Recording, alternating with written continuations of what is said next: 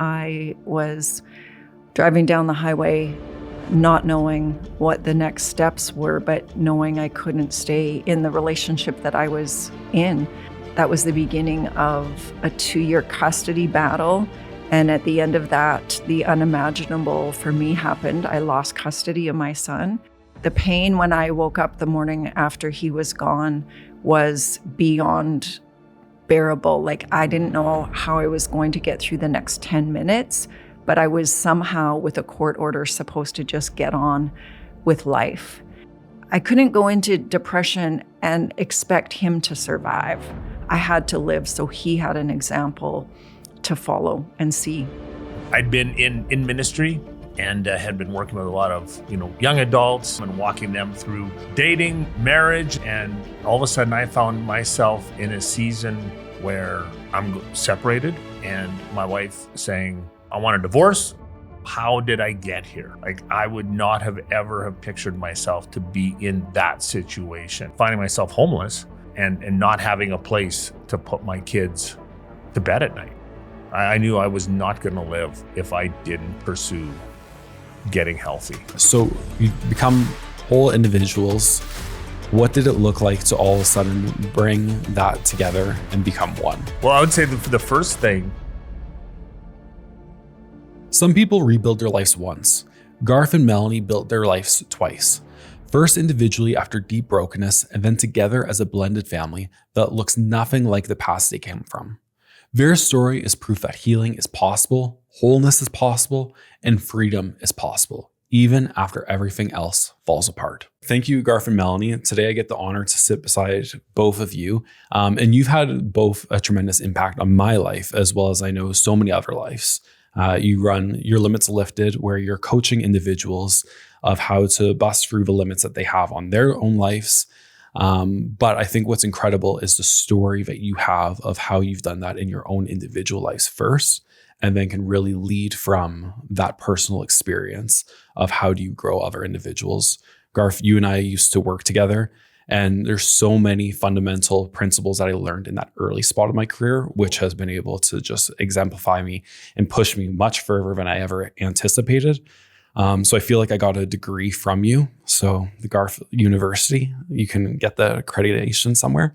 And Melanie, just your constant reassurance. You just bring so much peace to situations. And I remember sitting and having conversations with you a handful of times, and just the peace that you have. So I'm really grateful that you're both here and excited to continue learning from both of you. Thanks, Andrew. It's a privilege to be here, and we're excited to share what's on our heart and our story. And both of you, you're obviously grandparents, you have children, husband and wife, you do ministry together, you also run business together. There's a lot on the go.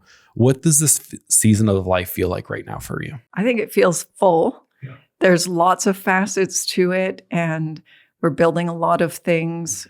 We're enjoying our family. And sometimes when you're building, you don't fully know what you're building. And things have come our way that we never had on a vision board or as a goal. But as you take one door that opens, it's amazing how other doors open and things come together beyond your comprehension or effort. How about for you, Garth? What does this season feel like? It feels like we're just kind of along for the ride a little bit. And, as we are stepping into our purpose, and that purpose being defined a little bit more and a little clearer, it is just kind of moving forward, taking on the new things that are coming and letting go of the things that no longer kind of fit or match or serve us in those ways. And really excited. Yeah. Just excited about what's coming. I want to backtrack just to give everyone perspective of where your life has come from and where you are now. And something I really appreciate is you both lead with authenticity. You're willing to be vulnerable and have those conversations. And I know that a chapter of the life was some brokenness on both ends individually. I'm wondering if you'd be willing to share a bit of what that looked like and the redemption process individually first. Sure. I think my brokenness happened before Garth's. I got married at 21, and by 27, I was driving down the highway, not knowing what the next steps were, but knowing I couldn't stay in the relationship that I was in. And we were married, we had a 2-year-old son, and that was the beginning of a 2-year custody battle. And at the end of that, the unimaginable for me happened. I lost custody of my son.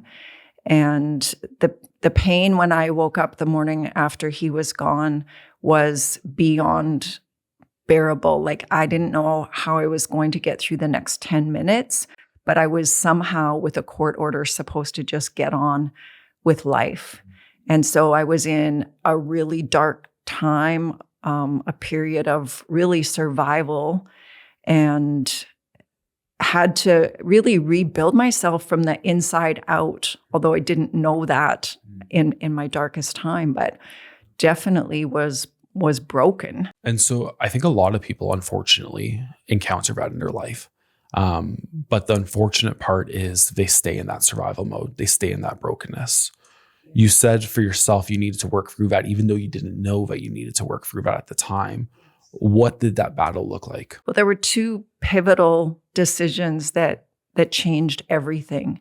And so the first one happened about 2 weeks after I left my marriage. And I came to faith, came to believing faith in Jesus. And I had grown up believing in God, but not knowing he was a personal God, actually not thinking there was any way for me to be right with God. So I just saw him as a judge waiting to see me do something wrong so he could punish me. And I had a revelation of his love for me in that really vulnerable time. And so it brought hope that sustained me through the season of destruction I was about to walk through. And I don't think I would have made it if I hadn't put my trust in him with my life at that point. I think it just would have been impossible. And fast forward a few years, I had my feet under me. Life had gone from survival to struggle, which is a huge improvement over survival, and then from struggle to stable. So like not celebrating every day, but stable, like ups and downs and handling things. And I was invited to a workshop, and the second day of the workshop, the person facilitating just seemed to be reading my mail. And she started talking about bad things have happened to you. It's been unfair. It's been unjust. She began to talk about the pain, and my heart started to beat fast. My mind started racing. Maybe she can help me stop the pain, because I was stable, but I was still hurting every day. I still woke up every day feeling punched in the stomach when I remembered my son's not here. He's not here today. He's not coming tomorrow. And so I'm listening, thinking, what's she going to say? I'm expecting her to sympathize with me, comfort me, say how wrong it was, what happened to me. And instead, her next words were, "This way of thinking is called," and I didn't even hear what she said after that. My mind was racing. I'm thinking, what way of thinking? What does she mean? How can there be a way of thinking? Doesn't everybody just think? My thoughts are going 100 miles an hour trying to process this. And then she begins to describe a victim mentality. And I had no idea what a victim mentality was. I had no idea how that was affecting me, but she was speaking right to me. And it actually brought hope, because I went, if my thinking is the problem, I can change my thinking. And that was the best news I had received in a long time. And so coming to faith was vital. It was the love of God that sustained me. But I know that I could still be a broken person today, probably sitting in church, maybe on my 3rd or 4th marriage, wondering, why does this always happen to me? If I hadn't come to understand I had a victim mentality and that I didn't actually have to live life the way I was living it. I love the fact that someone was willing to have the tough conversation with you. There's this saying, clear as kind. And I think oftentimes we think the kindest thing is to not bring it up, don't say it, we don't want to ruffle feathers. But the kindest thing someone can do is to be ultra clear of what's going on, whether it's expectations, whether it's that mindset shift, whatever it might be. And to have someone that was willing to love you so much that they were willing to call out that mindset is huge. It absolutely is. And it's often counter our nature. Like we want to comfort the hurting person. We want to make things better for them. But I was just continuing on a trajectory of pain if my thinking didn't change. And so I am so thankful for someone who not only understood, but was using her life and her understanding to change other people's lives. Garth, let's switch over to yourself, because I know that your story there's some interesting nuances to that. Do you want to share a little bit about your background before Melanie and what that looked like? Sure. I found myself in my mid-30s. I'd been in ministry and had been working with a lot of young adults and helping them and walking them through through dating, marriage, and walking with a number of them. And all of a sudden I found myself in a season where I'm separated, and my wife saying, I want a divorce. I'm going in a different direction, and we're done. And so I went through a number of kind of internal battles in that process as well. First of all, how did I get here? Like, I would not have ever have pictured myself to be in that situation. And it took a real hard look at myself and how did I get here? And to kind of rewind a little bit, we had a number of years earlier gone through the whole infertility, process and dealing with that and processing through a number of mindset shifts that I had to go through into the adoption process. We had our kids. We had to fight for our kids, to have them part of the family, only then to be told that, no, I don't, that you're not wanted as part of this. And then, going into two separate households and going through the process of, separation, divorce, and now raising kids, as a single dad every other weekend. And that, that just brought up all kinds of different, mindset, confronted me with some of the mindsets and beliefs that I had that I needed to confront if I was going to, change where my life was going, or if it was just going to continue on that path of just feeling like everything's just falling apart. And I know you've shared in the past some of the external factors that were also taking place. Share a little bit about the accommodations that you were living in during that season. Well, in that season, we had moved to a new area. We're in a new part of the country. How I ended up in this part of the country is I thought I was coming to visit her and her family. She had the kids out with some family here. And when I got to the airport to join them at the end of a visit time, thinking we're all going back home, she said, "No, I'm not going back." And in that moment, I decided, well, I guess this is where I'm going to live, and I'm going to try to figure out what's happening and where things are going.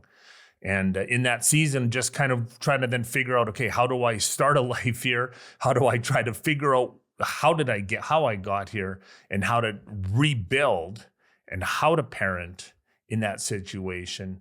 And was really in just a survival state. Just the practicality of just, working a number of different jobs, trying to keep a couple of households together, trying to, be involved with my kids, and then try to piece together what's left of life and what does life look like now moving forward. And not even having your own place to take your kids to. Right. Right. So, kind of finding myself homeless, and not having a place to put my kids to bed at night. When I was able to kind of get my feet under me, and I'm renting a room and couldn't bring my kids to that home. So I went back into, the marital home that I was helping pay for, a couple days a week during the days. And then leave in the evening to go back to my place, and not being able to put my kids to bed was it was a struggle. And I'm assuming I know the answer to this, but during that season, did it feel like there was any happiness? For me, happiness was a choice that when I got to be with my son, I was going to make it the best I could and the most normal I could. And so he really was a lot of my incentive for choosing how I was going to think and whether I was going to cover my head up, which would have been easier, like stay in bed, cover your head, versus get up, go to work, be successful, do what's needed, celebrate Christmas on December 29th, if that's the day you get to be together for Christmas. And don't worry about what's happening on December 25th. Be with the people you're with and find life in the moment. I had to do that. I couldn't go into depression. I couldn't go into depression and expect him to survive. I had to live, so he had an example to follow and see. And choosing to live that out and choosing to lead so that way he sees. I really appreciate that. How about yourself, Garth? I would say, oddly enough, yes, there was some happiness in the sense of part of that story is I worked a night shift by myself in a sawmill.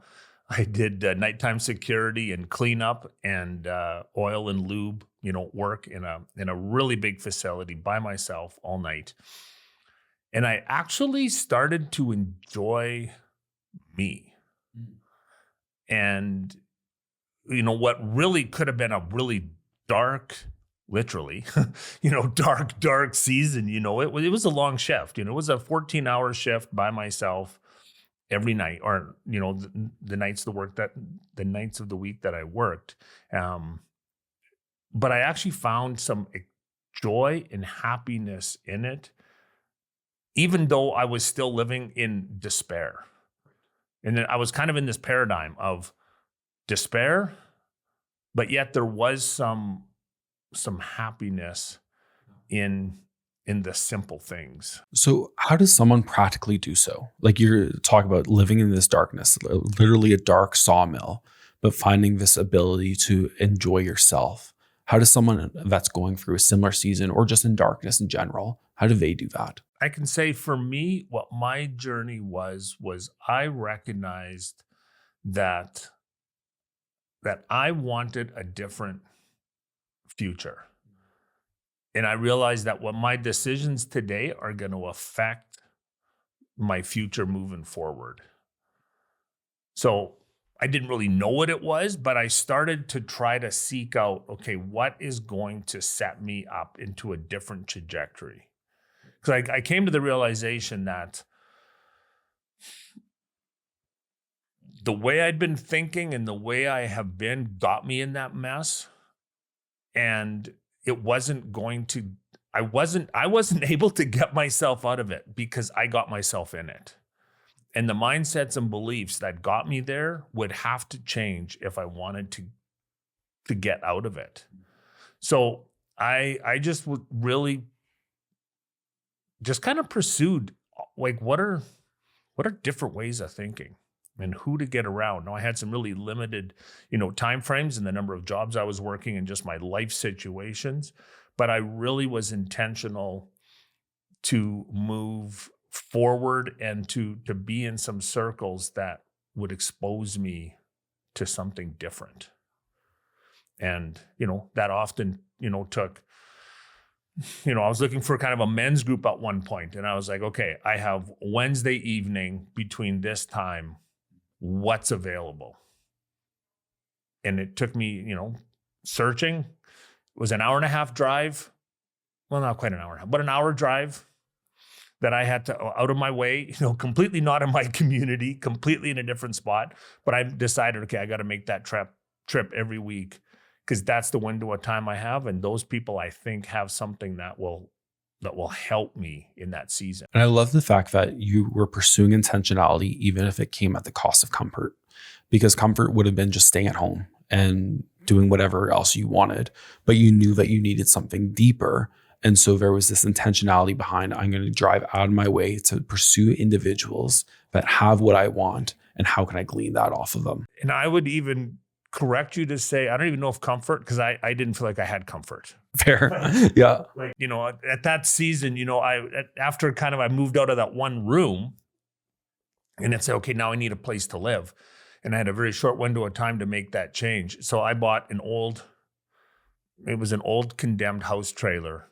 And it was okay, I'm going to fix this thing up. And it was like, I was either fixing up the house so I had a place for me and my kids, or I was working, or I was driving somewhere, once a week to be a part of some sort of, group that was going to help me in my own growth. And survival was kind of comfort. Like I was going to die. I knew I was not going to live if I didn't pursue getting healthy. Walk me through both of you. You go through this season, you're rebuilding your lives. You said finding faith, finding someone to call you out on your mindset. For you, Garth, it sounds like it was primarily just that mindset shift of how do I choose a positive mindset throughout this? What was that journey to become whole again as individuals? One of the things, even following what we've already just shared, but choosing who we were around was critical. Like misery loves company. Yeah. It's really easy to find somebody with the same trouble as you have and feel understood. I deliberately chose healthy people to be around. I sought out people that I thought I would like the quality of life they're living. That's who I'm going to pursue friendship with, spend time with, because if I can think how they think, if I can do what they do, then I can produce the kind of life that they have. And so the people really mattered. Being in God's house every week was a decision I made. It was like, no matter where my thinking went in the ups and downs of the day, it seemed like Sunday helped me find my bearings again. It helped bring hope back again. It brought peace. It brought security. It gave me what I need to keep going forward. God's word even was a lifeline, like Jeremiah 29:11. I know the plans I have for you, plans for good and not for evil, plans to give you a hope and a future.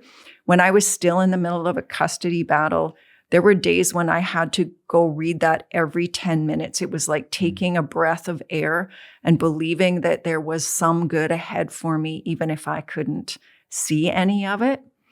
And just continually choosing the hard that would build life rather than letting the fact that it was hard deter me from making those choices.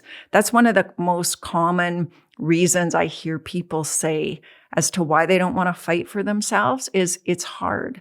And I think it's hard either way. It's hard if you fight, and it's hard if you don't.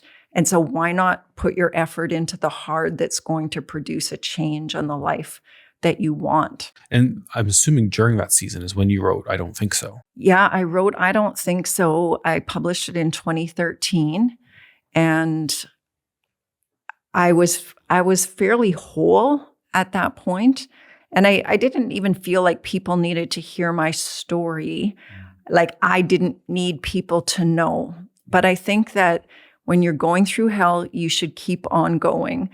And when you get through to the other side, you should turn around and reach back and take the hand of somebody who is where you've been and help them through too.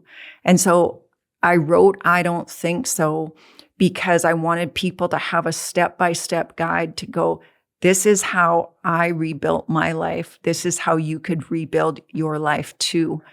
And I just don't think that it needed to take as long or be as hard as it was. And so I wrote I Don't Think So as a tool to help other people. And at that time when you were writing this, did you know the impact that it was going to have on other individuals? I had an idea that it would help, but there was also the other side of the terror of actually telling my story. And when when I actually met with the publisher and he said, yes, he was going to publish the book, I went home and went fetal position. Like I shut down. I didn't know if I could do it. Like we either are self-focused or others-focused. So the healthy part of me is going, I need to help other people who are in the same kind of pain I was, or what's going to happen to me if I tell this story? Like, is it me or them? And I had to get through the personal fear so that I could make a difference for others, because it really wasn't about me. And it's all about using our lives on purpose to change other lives. For individuals that feel like they have a story to share or those elements, but they're afraid of that perception of others, but they know that there's been something influential in their life that could help other individuals, how do they break through that? I think it can break through just in practical ways. Actually, what was the breakthrough for me between knowing I had a story and actually starting to write was a practical conversation with someone who knew what they were doing, who asked me questions like, so if you were talking to yourself today, you're sitting across from someone who's gone through a divorce, gone through difficult times, they might have their kids, they might not. What's the first thing that you would tell them? And I gave her my answer and she said, okay, and after that, what's the next thing that they should do? And I told her, and she just kept asking questions. And when we were done, she took the piece of paper she'd been writing notes on and turned the paper around, put it in front of me, and there was my chapter outlines. Mm-hmm. And so it was really simple in my mind of the things that I had learned and processed that I needed to share. It just was overcoming the feelings of, oh, it's my story, it's me. What are people going to think? How do I say this or how do I say that? You really have to understand there's purpose beyond your own reputation or thinking that the only reason for you to exist is to have everyone's approval and making sure you don't ruffle any feathers with something that you say. I love that purpose beyond your own reputation. I think that's so powerful because we get so caught up in reputation. We want to make sure that everyone knows that we have the nicest car, we wear the nicest shoes, whatever it might be. And we curate our life to look like it's about reputation, but then we often forget the purpose. Garth, how about for yourself? What did it look like to become a whole individual again? Well, I think first part of it was just starting to like myself and enjoy myself. In that season of working by myself, I went through that process of actually enjoying my own company and enjoying that. Now with that, Melanie shares, she needed 10 minutes and go remind herself of the scripture. I literally had a 10-minute alarm on my phone, not my phone, on my watch. And it would go off.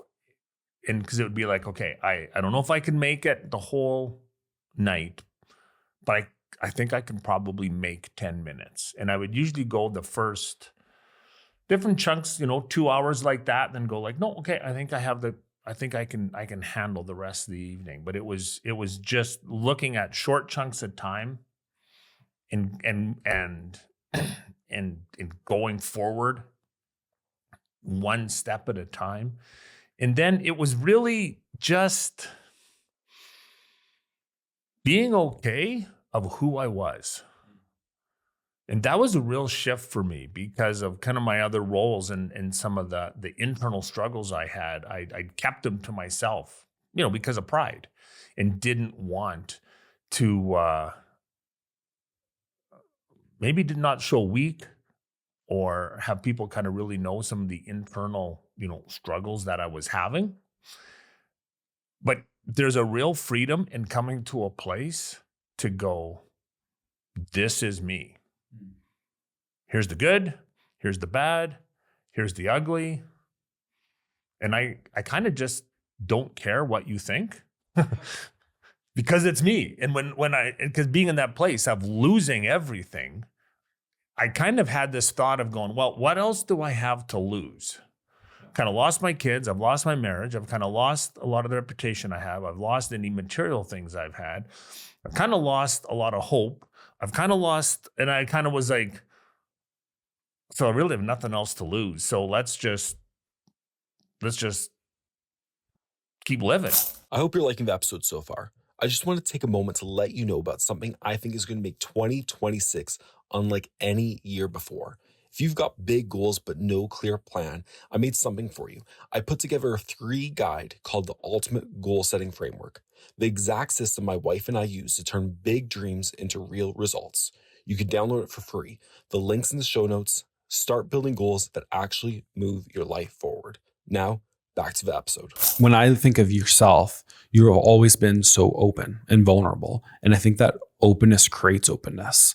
When someone is willing to lay themselves on the table and show like, hey, this is truly who I am, people don't tend to run away. They tend to lean in and they tend to take that reaction and say, okay, how do I model that as well? And I know for myself, that's been really freeing of having someone that's being willing to be open, and I can be open and as well. And there's no judgment. I've called you countless times of different things that have gone on in life, and just knowing that you're going to be that clear voice that brings direction where it needs to bring direction, but also not bring judgment and condemnation when there could be an easy case for that. So I think that's something that both of you do extremely well. Thank you. Curious. So you've become whole individuals.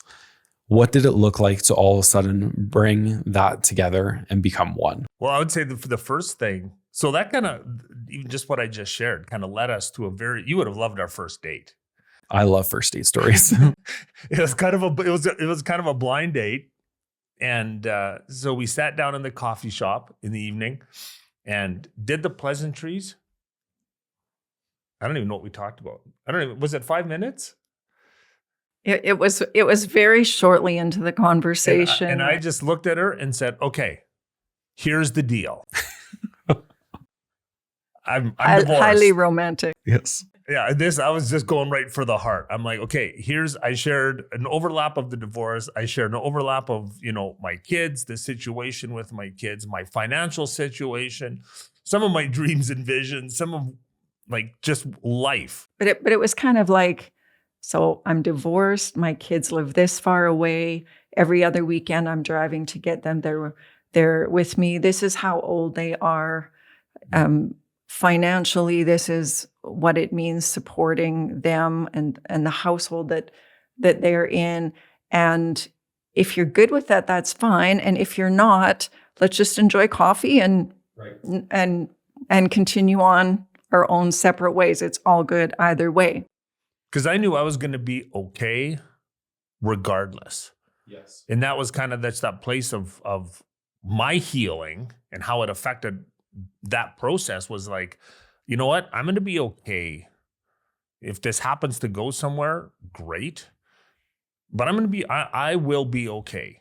If I've gone through and to where I am today, I'm going to be okay. And again, not needing to, to kind of impress her, woo her. It was just like, this is me. And then she surprised me and she said, okay. And then she laid down some of her things. She said, okay, I have a son, that's married and I could be a grandma anytime. What do you think? And she kind of laid on her situation. Then we had a great evening. What did it feel like, Melanie, to have someone just be that open and vulnerable and say, this is my life in a nutshell? What do you think? What was the thoughts going on in your mind? I'm not really sure why this makes me feel really emotional, but I was in a place of, I knew it was better to be alone than with the wrong person. Yeah. And I think it was just a relief probably to be able to just be open and honest and go, this is what I bring to the table. This is what he brings to the table. If that doesn't mix, we're both free to just walk away. We didn't need each other. We were both okay being alone. I had been single for almost 20 years.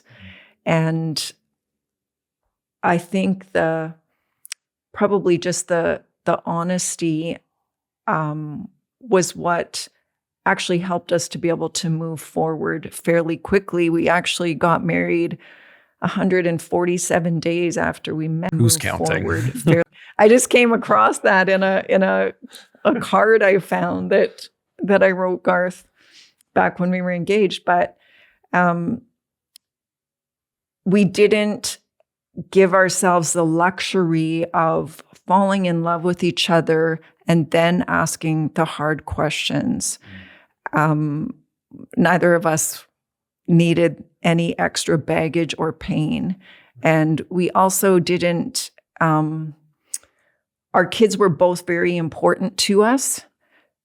So we couldn't bring someone into our worlds knowing that our kids' well-being would be compromised by the other person. So let's talk about that, the dynamics of the blended family, because I know that that's quite an interesting play. What did that look like to merge these family units together, where individually you've worked so hard to become whole individuals?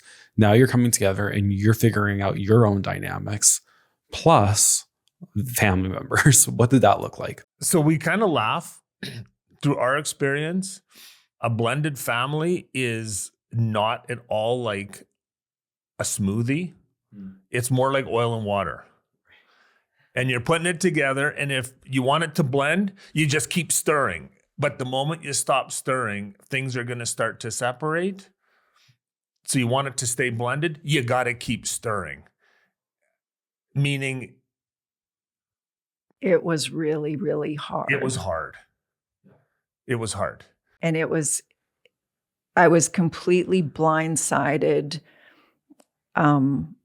like thinking that a blended family was a thing, thinking, in a sense, you think you're getting a second chance. I imagine the Brady Bunch. Yeah. And as time passed, I realized Garth and I love each other and we're happy to be together, but nobody else was looking for another person in their life. Like his kids thought their family was complete without me. And particularly for his daughter, there wasn't room for anybody else in her world. My son was older and already married. Him and his wife were in their 20s, and they're both really open-hearted. So that side was much easier, but it still wasn't easy in a sense of like having family dinner and just trying to get people to connect, even in conversation or playing a game or just ordinary family things. So having a blended family has been a real challenge. We've persevered with that. And of course, we are enjoying some of that now. We're married over 11 years, and Garth's son and my son and daughter and grandkids are all actually very close. And so we enjoy just, I think, a healthy family relationship together. But Garth's daughter's very much at a distance, and that's really painful to be separated from a child. So it's taken work. It's taken effort. There's been a lot of pain along the way. There's been some joy, and we're starting to see some, I think, the fruits and benefits of trying to be consistent and being consistent over the years, and seeing that, seeing the fruit of that now. But it hasn't been an easy part of life for us. The best Christmas we had was one year we threw out everybody's traditions and went, let's have a Mexican fiesta. Incredible. So we put up colored lights, had a Mexican blanket, a piñata, tacos, taco salad. So nobody's expectations were dashed. There was no disappointment because nobody knew what to expect. And we just had fun. And so it's not like it's impossible. You just have to be able to think outside of the box and not like white picket fence, cookie cutter this is what life should look like and everybody should be happy about it. I like what you said about the expectation, because oftentimes disappointment falls between the difference between expectation and reality. Yeah. And so what people brought an expectation, example, Christmas, and if the reality doesn't hit, that's when that disappointment begins to fester. What other, like one or two things would you say would be beneficial for someone that has a blended family that they can take and try to implement to create more unity? I would be, if I had a repeat, I would move Garth more towards still doing one-on-one things with his kids instead of us trying to build everything together. I think that was just a mistake. We were doing our best, but in retrospect, it would have been better for them to still feel like their relationship with their dad was a thing, not just a relationship with their dad and this new person. And I'm not saying they never had one-on-one time. I just would give the blended thing much more space. How about for yourself, Garth? No, not really. I think one of the things that I've learned in life is we can always look back and think what we should have done, but we don't know what we don't know. And we have to give ourselves grace in the moment and also when we look back. Like we didn't know. So we did the best that we did. And then we can learn from that. You know, it's important to evaluate, adjust, and then move forward, and evaluate, adjust, move forward, pivot, keep going in the same direction if you need to. But just to realize that life happens for us and it doesn't just happen to us. And to reinterpret even just some of the negative experiences, because everything can kind of work together, for us.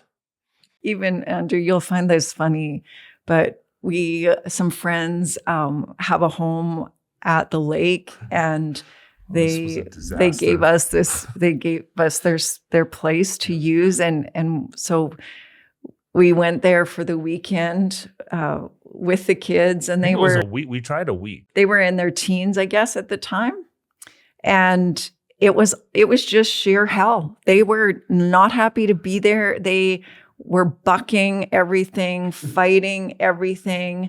And we finally packed up and just went home. It was really, really awful. And I think it ended with Garth's daughter getting in one of the vehicles to make sure she could ride home with him. And on the way home, she was telling him that when she gets married, I will not be coming to the wedding. And so you have these things that you think are a complete failure. But the next summer, Garth's son says, "Are we going back to the lake again this year?" And you're probably thinking, what are you talking about? I looked at him and I'm like, dude, no. And he's like, well, why wouldn't we, Dad? That was awesome. And I'm thinking, that was awesome. That was a disaster. And I don't know, he was probably 17 at the time then-ish. And it was just... It was shocking to think in his mind we had a good time. And his interpretation of what, and even his reflection of what it was like. And so they maybe don't always think it's as bad as you do as adults when you know what could be. Well, and I think that often of the moments that you create, you don't know how everyone else is perceiving that. You might think that something you're knocking it out of the park. But again, going back to that perception piece of what does the other person perceive as taking place otherwise. And with your son of just, he had a great time. Yeah. Sure, there might have been some fights, but who cares about that? We were by the lake and just having a blast. So I think that's an important thing, especially as parents, to realize that you don't know how this is going to all stack up until it's happened. Yeah. And then you can also think, well, that happened because we're a blended family. But maybe it didn't. Maybe the first marriage family 4 doors down was having the same thing. Like, no family is perfect. And so you have to give yourselves grace. There's every family has challenges.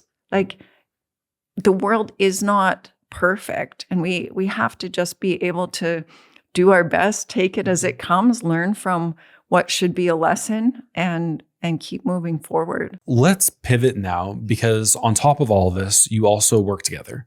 You run a few different things. So why don't you share what your business is, and then let's unpack that a little bit more. So our business is called Your Limits Lifted. And what we do, in a nutshell, what we do, and we have discovered this in ourselves individually and together, that our gift, our purpose, our superpower is to help bring order. And we help bring order to people. And so we do that through coaching. We do that through workplace chaplaincy. And we do that through some CRM and some technical solutions for small businesses, in helping, either bring order to their processes, to their systems, to their mindset, to their thinking and their finance. We've kind of touched it in a lot of different areas, but really it's helping people establish order. Yeah, and primarily order is based around our mindset.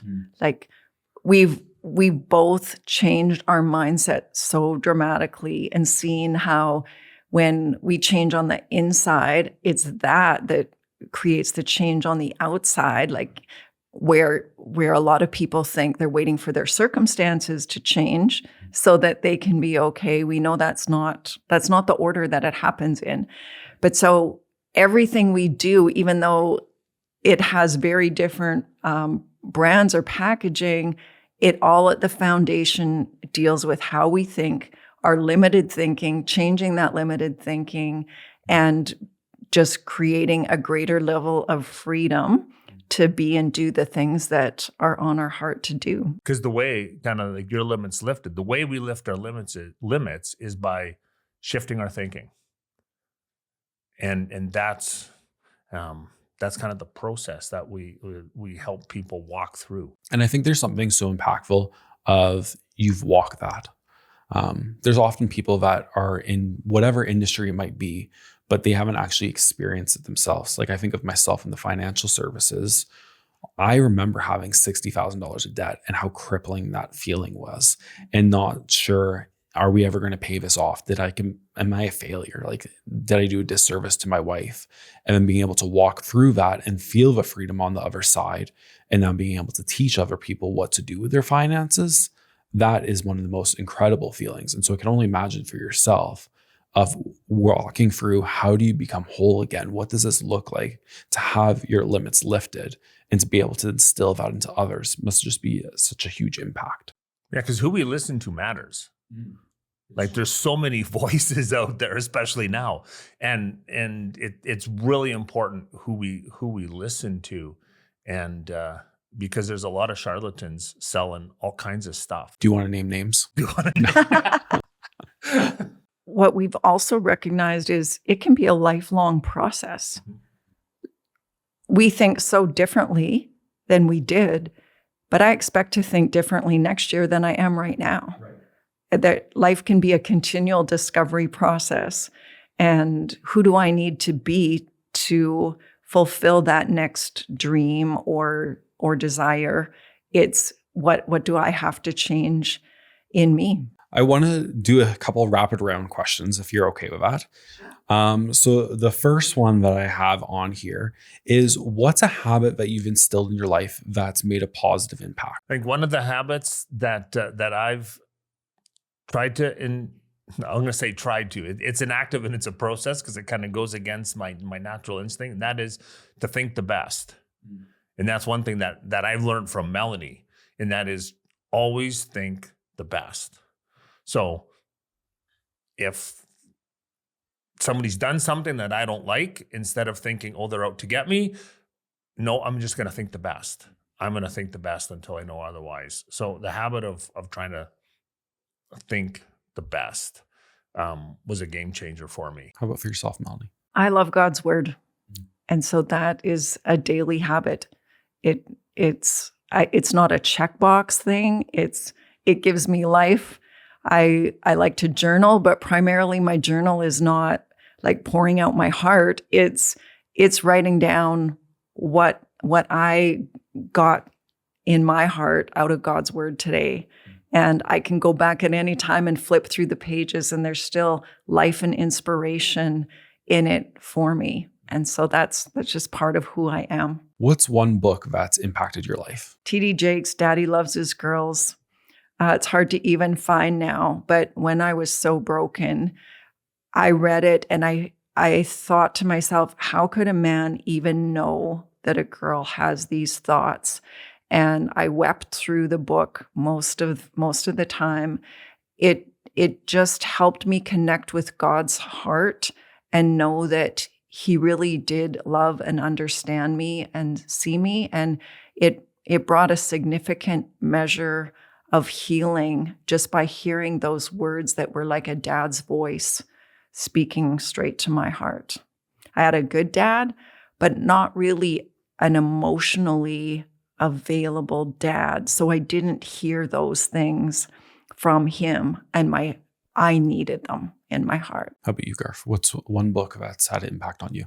There's several different books, and they're all kind of running through I'm kind of going through my bookshelf that we just actually organized last week, and trying to run through them. But so there's different ones in different seasons that have been kind of life-changing. But one of the more recent ones is, and I don't even fully remember the title, so you're going to have to edit this part out. Access Granted. Is it Access? Is that okay? Because I was thinking of the subtitle, and that is Access Granted by Steve Holstrom. And that has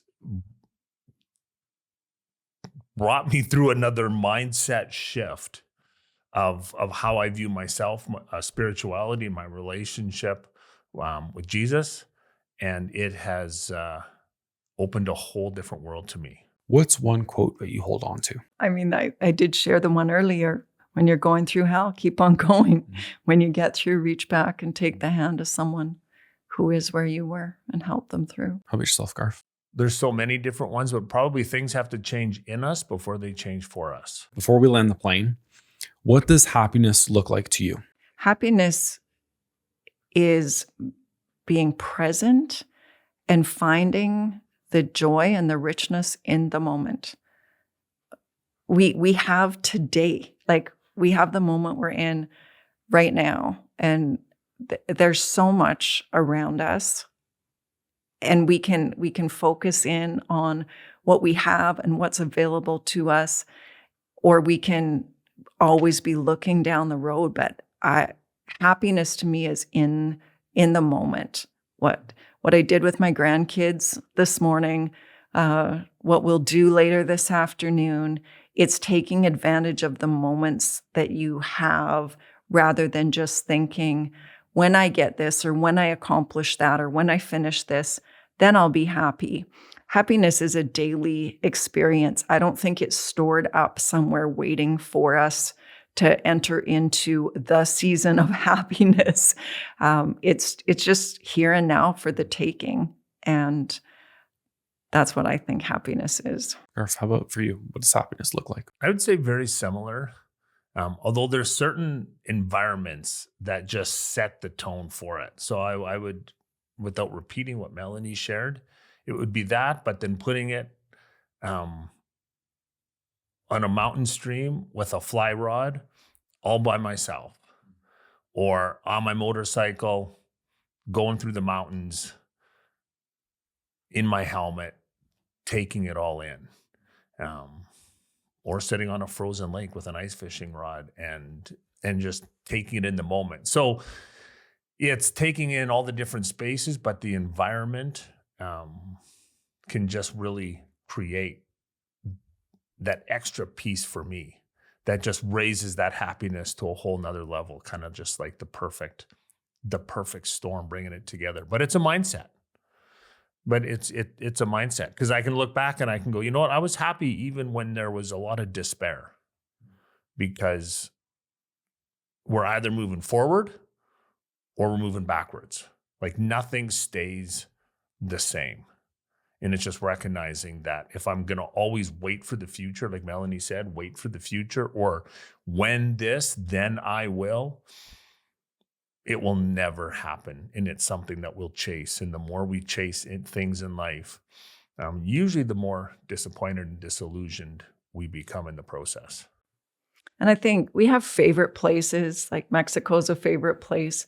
Garth will go fly fishing and I'll sit on the riverbank reading a book. We have favorite things, favorite activities, but I don't think that those would bring the joy that we experience just in and of themselves. Like if that was our 365-day-a-year activity, we wouldn't be satisfied. I think it's enjoying those days, but the sense of fulfillment that comes from making a difference for other people is really a huge part of who we are.